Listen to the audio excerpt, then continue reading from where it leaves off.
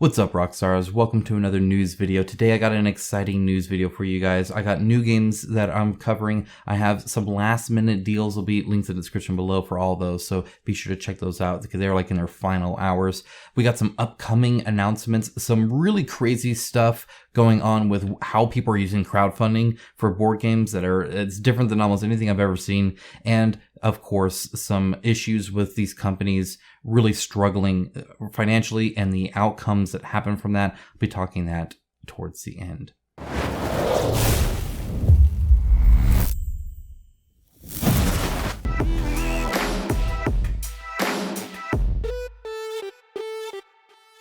Thank you to my channel sponsor, Into the AM. As a company that believes hard work and a great product is a proper way to conduct business, I am delighted to have them as part of the channel. They have some of the coolest graphic t-shirts around and an absolute best fit and feel that has continually exceeded my expectations.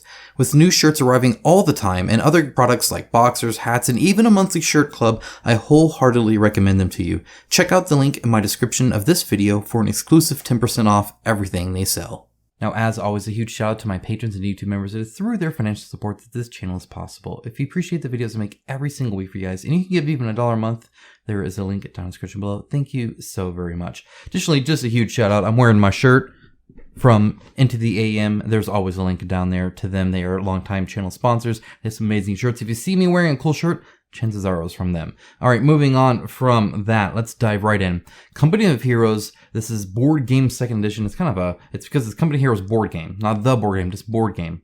And then second edition, going towards 800,000 and still 11 days to go. They actually sent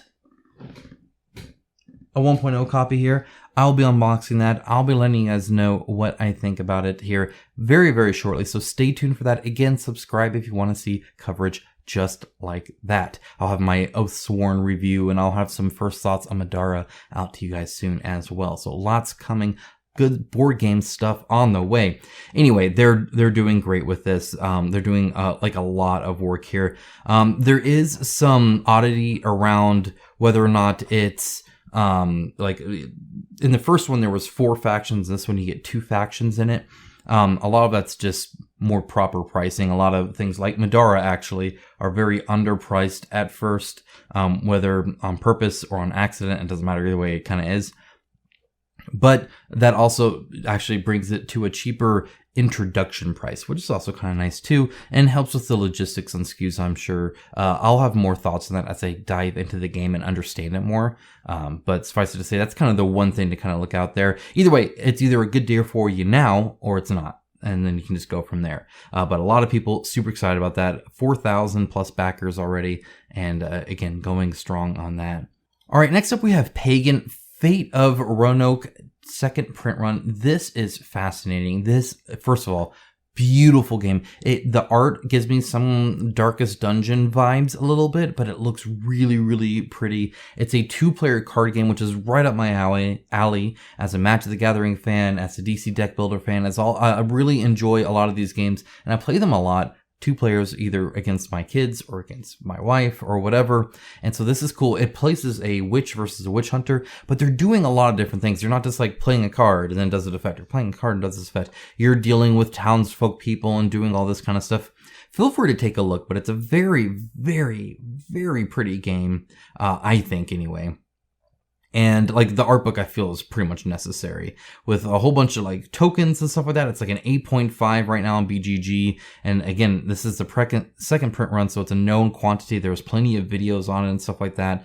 It just looks very, very pretty and very cool. There is a lot to look out here, and that's kind of a bummer, but don't worry about that. Just look at the game. All right, moving on from that, we have Batman, the Arkham Asylum files. This is something I've been showing you guys quite a while now, actually. Even the first one, this was 13 days ago. It's at $228,000, so it's doing a lot better than it did the first time with 782 backers, so that's great to see it doing better. The first one had a goal of $250,000 to fund. This obviously had a much lower goal, but they're still, I'm sure, trying to get to that $250,000, even with changing the logistics and setup and all that kind of stuff. So hopefully they can still get get there. It'll definitely be interesting to see what happens if they don't, but I would rather see them actually make it and start releasing, stretch goal stuff. Their first stretch goal is to make it to where all those Joker decks that you get are actually usable. So that's nice too, I suppose. All right, after that, we have the Atlas-based Ultimate Dropper Bottle Organizer. If you guys do any miniature painting and you guys have like these Vallejo or Army Paint or anything like that, this looks super cool. The problem is it's really expensive, and I think that's kind of wild. They have quite the markup on it, especially because like they're very smart about it. It's like, hey, it's going to be 3D printed unless we get X amount, in which case we'll do the molds. We'll actually cast it and do all that stuff. That's cool. But I mean, it's kind of pricey for what you're getting, but they look really great and they look well designed. You can put them on the wall here. You can stack them up. They actually lock into like the lid there, but you can take them out. It looks very, very nice, like very organized. I would love to have these for my painting area just to condense it, just to make it nice and organized. And they made it a big point to have it fit 8 bottles, just like those Vallejo packs you get of 8, stuff like that. So you can put all the non-metallic metal steel and, this or the wash set or whatever. It looks really nice. So it honestly looks like a great product and I would love to have it, but it's kind of pricey. So you get, let's see here.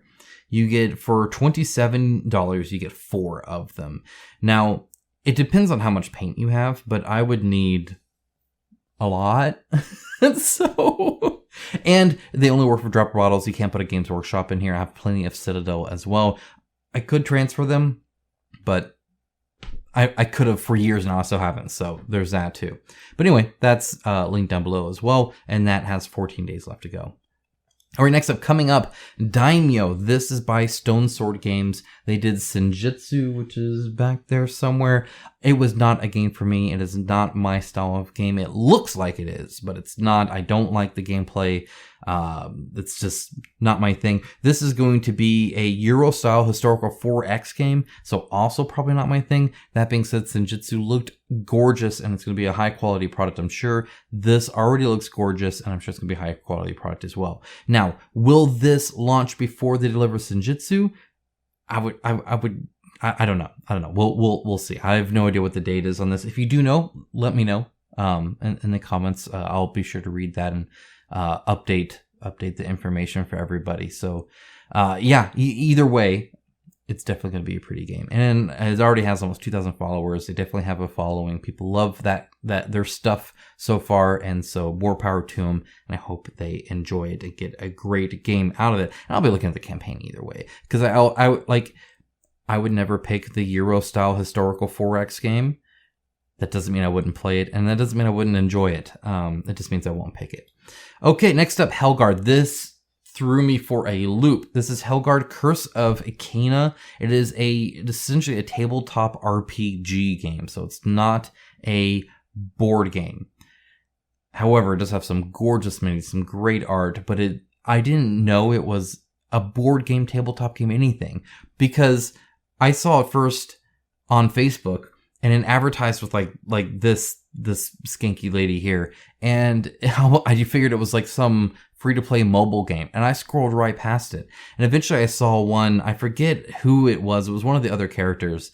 I'm like, what is this? It keeps advertising to me, like they targeted me, and it's like, oh, it's because they know I like board games, right? But I mean, the minis are, first of all, the art is very well done for sure. The theme looks really cool. Like, I dig that. That looks super cool. Like, yes, love it. That I could see him at a metal concert. I would headbang with him. The actual like style of it, like look how pretty that looks. Or even the minis here, they remind me a little bit of Ludus Magnus Studio in that they're a little too good, right? So the renders look very, very pretty. I wouldn't expect that in the final miniature. However, that does look nice. And it also makes me sad that it's on a plain base too. It just seems like such a waste. But like there's a guy down here. I really love the full backswing. Kind of reminds me of the guy from Arena, the contest a little bit. Huge weapon, looks awesome. So there's definitely some interesting stuff going on here, right? Look how big her hands are, very heroic scale there. But it looks like she's got like some kind of gauntlet thing, I think is what they're going for there. Either way, kind of interesting. So if you're into RPGs, or if you want some really cool quasi-anime minis. This might be something interesting. I don't know if they're going to be offering just the miniatures. I don't know what's going on there, but complete with 5 single night adventures and tools to create others. So that's really cool. It's kind of it sounds like a nice scoped project there. A one night RPG of Infernal Fantasy. Sounds interesting. So figured I'd link it to you guys.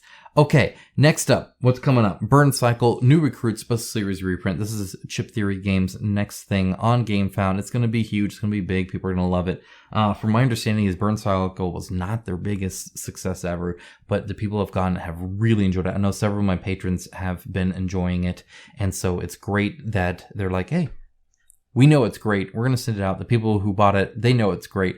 Here's some more. That's very cool, I think, to do. So you can take a look here and kind of see what they're doing. This, by the way, is to me, that's pretty much from the Obi-Wan TV series on Disney Plus. You'll recognize perhaps that guy. He I don't know where Leia is, but maybe he knows. So anyway, beyond that little homage or homage. Let me know if I'm saying that wrong. I probably am because I just said it like 3 different ways. Yeah, it's going to be a pretty game. Okay, this is an interesting one. This is fascinating. This is NEXUS Arena Combat System. You are guaranteed this game.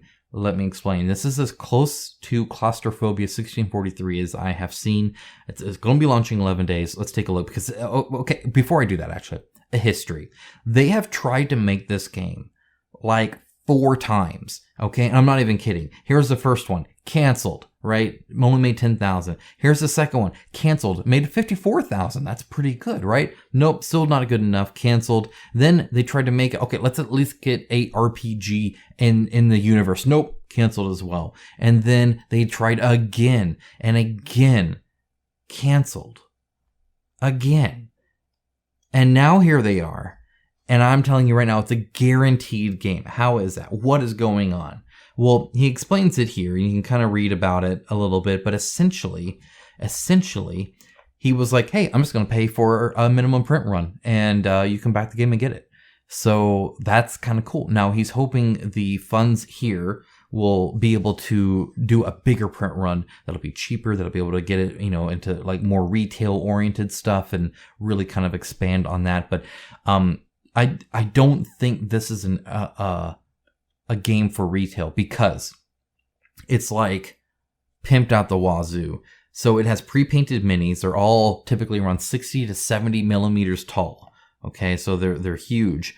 They have a dedicated deep storage system like this. They have like this magnetic plastic frame to hold all these different tokens in and stuff like that. So it's like this super premium deal that I just don't. I mean, it just doesn't sound retail to me. Calyx friendly, like they're definitely thinking about it. He's put tons of years of time into this and tons of money apparently into this as well, which I think is awesome. So this D-verse is finally actually making it, and I think that's great. It's very much an 80s style cartoon gore fest arena combat thing where you're chopping off heads and legs and stuff like that. And so you get niche market when it comes to that, but I think it's awesome. I love it.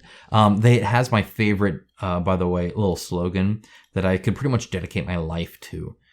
You'll know it. Hold on. It's right here. Motivated by violence, fueled by dice. That's pretty much everything I love about board games. That's fantastic. So this is coming 11 days. You're guaranteed a copy quickly. It's already in production. They're already making the darn thing. Let's go ship it to you. It is US only in the lower 48 states when it comes to just shipping it directly to you. Otherwise, he says he is free or open to shipping it there and then shipping it to you. But obviously that's at whatever prices there are, and it's a much higher threshold there, but you can still get it. He's just not ready to dive into the VAT thing, not ready to do the whole logistics thing. He's trying to keep the scope small. I think that's wonderful as well. That's smart. Let's just get it out the door, get it into people's hands, and then go from there. And I think that's awesome. Okay, next up. This is hilarious. I'll let you go ahead and read that, but I think it's quite funny. I saw this. I was like, I'm gonna show this as a community section. So Leon, welcome to the channel. That is funny stuff. Almost as funny as Joe's saying that we're giving everybody 10 out of 10 reviews for before the board games arrive. which is awesome. Some would say 10 plus out of 10 even. That's great. Okay, Sea of Legends, Vengeance of the Empires is coming summer 2022, which is like now. Okay, so that's coming very soon. It's got a very pretty mini here. It's got like the frothy kind of swirl water with the skull, skeleton dude, and the like blowing, really billowed or whatever it is, the sails. It looks great. You can see the art here. It'd be cool to paint that with the glow and the green and all that. Looks super cool. So if you like Sea of Legends, if you've enjoyed it, there's going to be more of it. If you've wanted to get into it, I guarantee that we're going to have more stuff here for you. Okay, and then finally, Nanolith Cyberpunk RPG board game. I'll be showing this off as well in the future. Again, subscribe if you want to see board game content just like that. That's coming out here soon as well. I'll be sure to let you know what I think. And Cyberpunk 2077 is done. It funded. It actually did quite well for themselves. 6,000 backers, which is okay for a company like that. 886,000. I will remind you that companies run differently and we never know the inside of it. So, come on. They might view this as a success. They might not. I don't know. I'm glad people will be getting their game. I hope it's great and wonderful for them. Anasteer made more, and it made over $1 million. And Mythic Games has thought that very much underperformed and is now restructuring their whole company around stuff like that. So, like, it just depends on, how big the company is and the debt they're flinging around and what they might be baking into that and assuming they'll get in quantity and who knows what, right? I mean, I don't know. You guys don't know. No, nobody knows. So, either way, it did, I think, better than most of us that were kind of, in my circle at least, thought it would do. So that's pretty cool. Oh, their last thing they got, and this might make you buy it. They got Nibbles the kitty. Love it. Great. Awesome. The best edge runner there is. I'm glad that you guys unlocked that one. Okay. Enough smiling. Let's be a little serious here. Because I love covering bad news. I actually hate it. But I think it's important to cover news. I think it's important to cover what's going on in the industry. And I don't see really any other people bothering to cover it. So if you want to know about it, you either have to find it yourself or watch somebody like me that's willing to do it. So let's talk Petersen Games and let's talk layoffs. Before I read anybody's words at all, again, I think we dehumanize actions far too much. And I think that it's easy to get in a huff about company doing this or company doing that, or a person saying this and not really understanding people, not really understanding that the person's a person. Okay. So the people involved in what I'm about to kind of show you guys is Lincoln here, which is one of Sandy's son, Arthur here, also one of Sandy's son, and George here, who again has a very cool pipe, which makes him instantly cooler than I am. All right, so as you can see, real people with families and loved ones, and just, I mean, all around, like, really great people. Just people, right? Dealing with people things with their lives and stuff like that. Real people, okay? Okay, so George posted this, and I'm going to go ahead and read it so that if you're watching the video and you're washing dishes or doing something you can't really watch, you can still hear it, but otherwise feel free to read along or whatever. But he says, my time as sales manager at Petersen Games has come to an end as of last Friday. Almost everybody on our team was laid off. It was a learning experience, and I met some great people and became friends with some awesome individuals. Again, real people. I'm looking forward to the future and the opportunity it holds. Wonderful. It's the rest of the stuff that he has issue with. On another note, I have to say I had wished that the separation would have been under better circumstances. Although they knew Tessa was in active labor, Tessa, I'm assuming, is his significant other. So I'm assuming, and again, people, I'm assuming that's Tessa. But, maybe I shouldn't assume. But either way, she's a real person, I imagine. My bosses requested a meeting with me less than an hour after our son was born. Since Tessa and Grayson were still in congratulations, by the way, were in a danger zone, I declined a meeting until later that night. When I found out that I was officially being laid off, with my last paycheck being in 1 week. To add insult to injury, the July paycheck we were promised multiple times that if this were to happen wasn't coming. In short, they promised us a July paycheck if they had to lay us off, and renegade on that promise. I was taken aback and extremely upset, but too tired to care at the moment since we were exhausted in dealing with our newborn son. Not only that, but I had to scramble to work to plug the gap, losing my expected paternity leave and having to start putting hours in right away instead of having a small transition period to help Tessa, Grayson, and I recover. That being said, my manager was on vacation that same week we were getting laid off, instead of making sure all details with each employee's position were checked, and now wants me to complete tasks free of charge after my last day. I've advised that I will happily help for my contractor fee, which will be paid up front. In short, things could have been totally different if it had been handled better on leadership's end, and I refuse to curtail my worth as a worker, the value of my work, or the value of my family and our time together because of a company's poor planning. Thanks to everyone who I've worked with who made this job rewarding and insightful into the hobby industry. Shame on Petersen Games for how I and whoever else were treated at the end. And then they look forward to, new opportunities and whatever.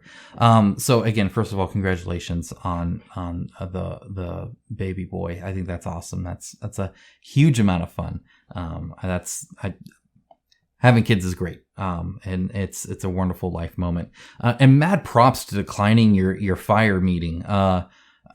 If there's one thing you'll look back on maybe and be able to smirk a little bit at, it's the fact that you got your fired meeting and you clicked decline.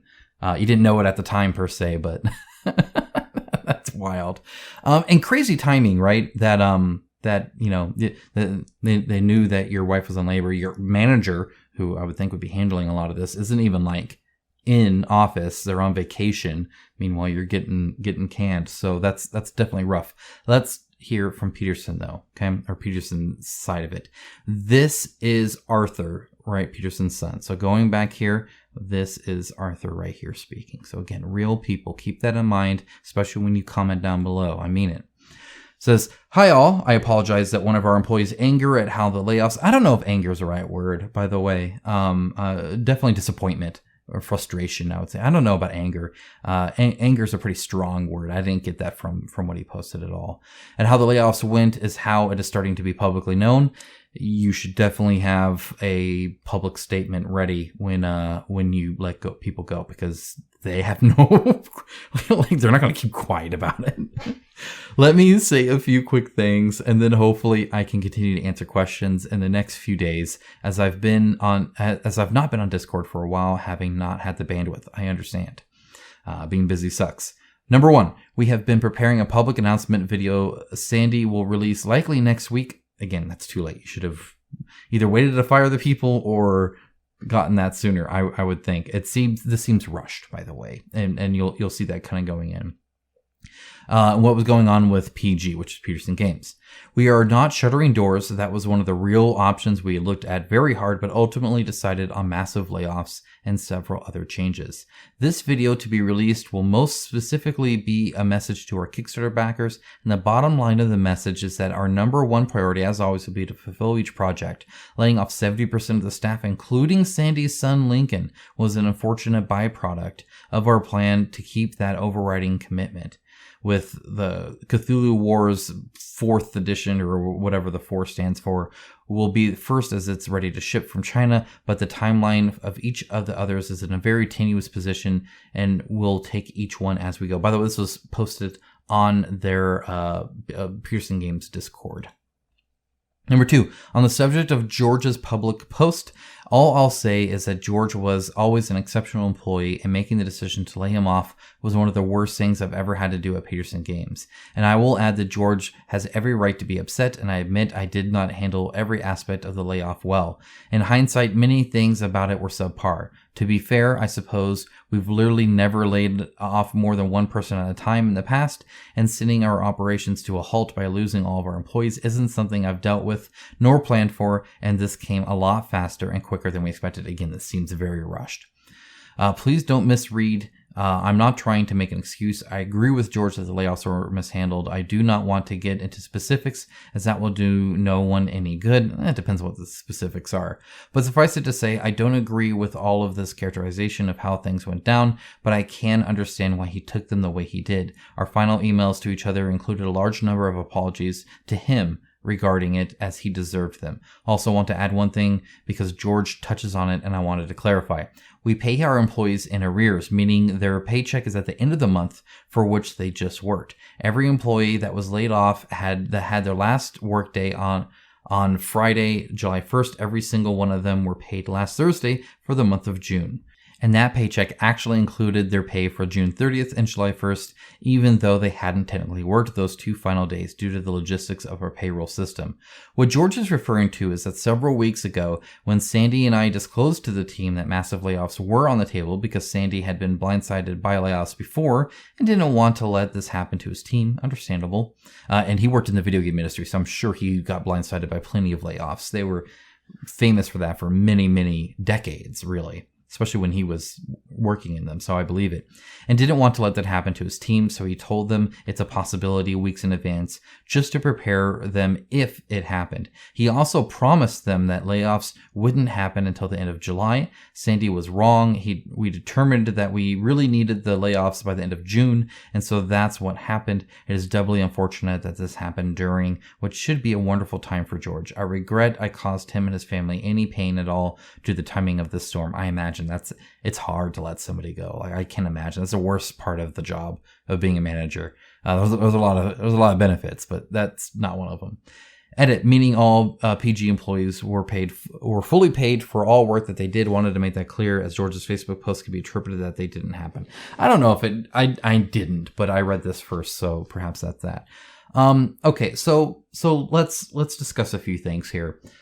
First of all, this is not the first time crappy situations happened where the business needs to let people go, and the business needs don't care about the people, right? We talk about dehumanizing, but I mean, the books, right? The numbers in an Excel sheet or in a database or wherever they keep their stuff, Intuit let them know that they need to let George go, and nowhere in that field of numbers was George is busy being introduced to his brand new son into this world.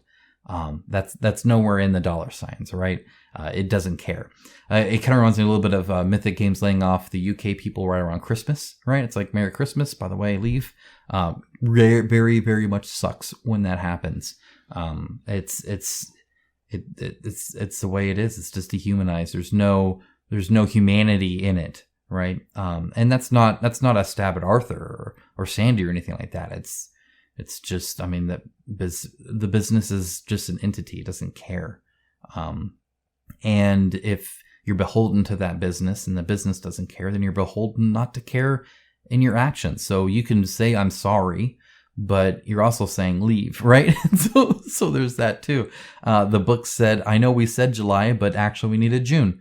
You just follow what the books say. So it's not, I mean, it's a crappy situation. It really is. It's a sucky situation. Why are they in this situation? Why is this happening? I've talked a couple times now about this, and I'll keep talking about it because I think, well, I'm the only one that will. So there's that. There's that. Any company like Petersen Games that is heavily delayed in delivery of games got hit by a lot. And one of those things is that VAT scam that the whole industry, and I say that as the whole industry, as in everybody, not everybody, I'm sure. But it was very common practice to do that, to list your manufacturing price and avoid the VAT costs and all that kind of stuff. And for the companies like Petersen Games that then had these big delays, well, that's a big price.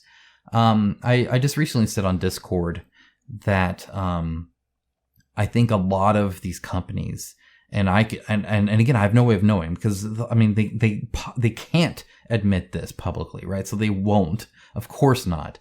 But how many times have you looked at a campaign and it's just spun, and it just seems like for months they're pulling your leg almost, like there's an update here, an update here, but there's never any real traction or anything like that. They're never actually just shipping it off, right?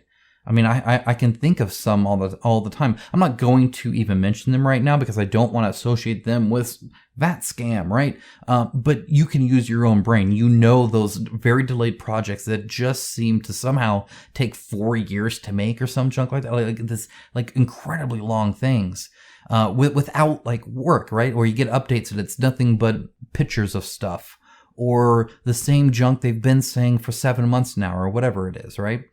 And so you get these campaigns, and I honestly think a lot of them is just because they don't want to deliver them, because they're waiting to actually ship it or make it, if they haven't even started producing yet, until they can afford the hit in the books. And so they'll launch another campaign here, try and sell this, try and get a retail here. That's what they did with the Cthulhu Wars, the fourth thing there. That's a retail push, and that fund is going to let them then be able to pay whatever debt that either I allude to with VAT stuff or other things. And again, there's many forms of debt and many forms of costs that a company can have, some of them more legitimate than others. But it just sucks that they got to this point. It sucks that, that they had to let people go because of it. And they had to let people go in such a drastic, such a fast pace. It's almost like one of those things where they probably should have started leaning out earlier. But they kept avoiding it because you don't want to do that, right? And you keep avoiding it. It's pretty common, right? To get, companies do this all the time, right? If you're let go, you're not told at the beginning of the day, you're told at the end of a nice work day, right? Oh yeah, by the way, I know it's Friday night and you're about to leave, but by the way, you need to pack up your stuff and go.